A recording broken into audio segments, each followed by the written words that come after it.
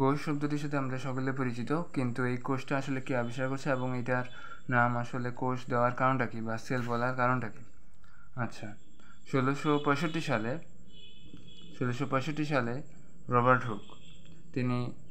Robert Hooke তার বয়স তখন ছিল 30 বছর।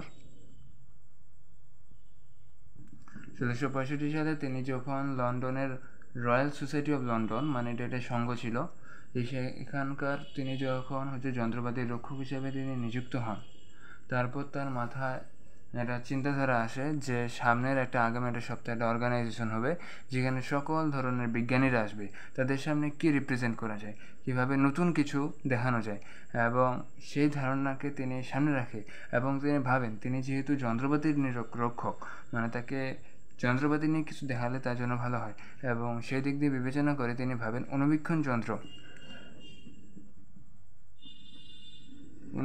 যন্ত্র দিয়ে তিনি কিছু একটা দেখাবেন, এবং সেই পরিকল্পনা অনুযায়ী তিনি ভাবতে থাকেন যে কীভাবে করা যায়। তো একদিন কাঠের ছিপি, মূলত কাঠের যেই ছিপিগুলো থাকে, সেই কাঠের ছিপি তার নজরে আসে এবং তিনি দেখেন এই কাঠের ছিপিটা সলিড, শক্ত, এবং এটাকে কাঠের ছিপিকে কিন্তু ইংলিশে কর্ক বলা হয়, CORK।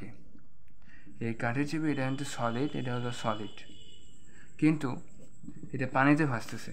এটা একটা কাঠের ছিপি, এটা পানিতে ভাসতেছে। এটা পানিতে ভাসার কারণটা কি? What is the reason of this? So সেই কারণটা বের করার জন্য তিনি কি করেন, এই কাঠের ছিপিটার একটা ছোট্ট স্লাইস নেন, মানে সেটা একটা খুবই ছোটো একটা অংশ তিনি আর কি উপর থেকে ছালটা আর কি ছিঁড়ে নেওয়া যেটাকে বলে আর কি। তো উপরে সেই ছালটুকু ধরা হলো এটুকু একটা ছাল।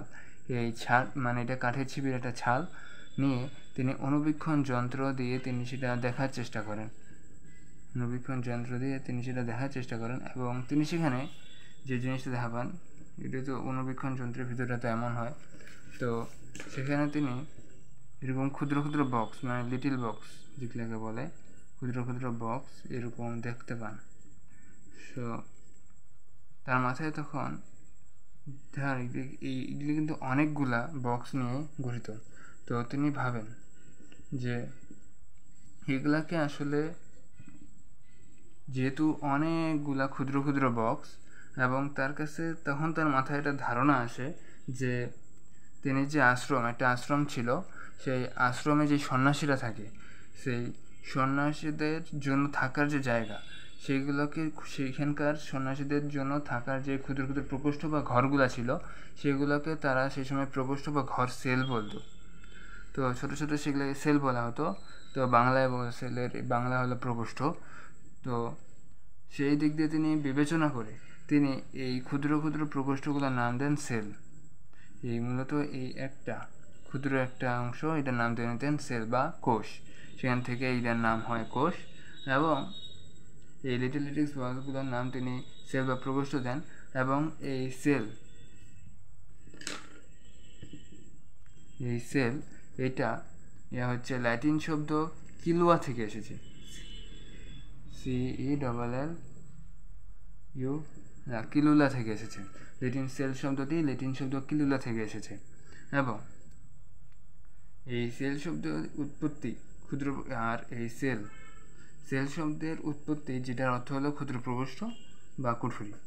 এবং তার এই পুরো তত্ত্বটা, মানে সেল নাম দেওয়ার কারণ এবং কোষ নিয়ে তিনি যা যা গবেষণা করেছেন, সবই তার একটা বইয়ে তিনি গ্রন্থে প্রকাশ করেন, এবং সেই বইটার নাম হলো মাইক্রোগ্রাফিয়া।